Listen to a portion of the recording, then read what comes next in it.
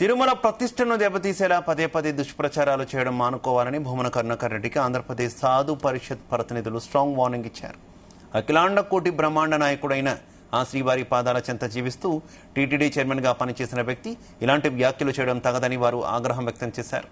భూమన కరుణాకర్ రెడ్డి గతంలో పలుమార్లు TTD chairman గా బాధ్యతలు నిర్వర్తించారని గుర్తు చేశారు. అంతటి ఉన్నత పదవులను అనుభవించి ఇప్పుడు అదే తిరుమల దేవస్థానంపై పదే పదే దుష్ప్రచారాలు చేయడం ఆయన సంస్కారానికి తగదని హితవు పలికారు. భక్తుల నమ్మకాలను, వెంకటేశ్వర స్వామి ఆలయ పవిత్రతను రాజకీయ ప్రయోజనాల కోసం వాడుకోవద్దని సాధువులు మండిపడ్డారు. ఇప్పటికైనా దేవస్థానంపై బురద జల్లే కార్యక్రమాలను కరుణాకర్ రెడ్డి తక్షణమే నిలిపివేయాలని, లేని పక్షంలో భక్తుల నుంచి తీవ్ర వ్యతిరేకత ఎదుర్కోవాల్సి వస్తుందని హెచ్చరించారు. విఐపి టికెట్లు అమ్ముతున్నారంటున్నావు. మొత్తం నీ చిట్టా తీస్తే అసలు నువ్వు తిరుపతి వీధుల్లో కాదు కదా, బయటకు మొహం కూడా చూపించలేవు. ఇక్కడ చూడు, ఫర్ ఎగ్జాంపుల్ మీరు సెప్టెంబర్ 2021 మీ గవర్నమెంట్ సెప్టెంబర్ 2021 కేవలం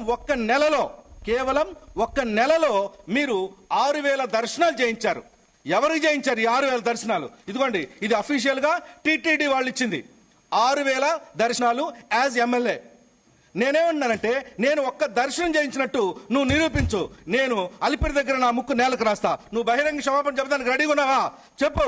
ఒక్క టికెట్ మా శుభదం టికెట్ నేను అమ్మినట్టు కానీ నేను చెప్పినట్టు కానీ నువ్వు నిరూపించు.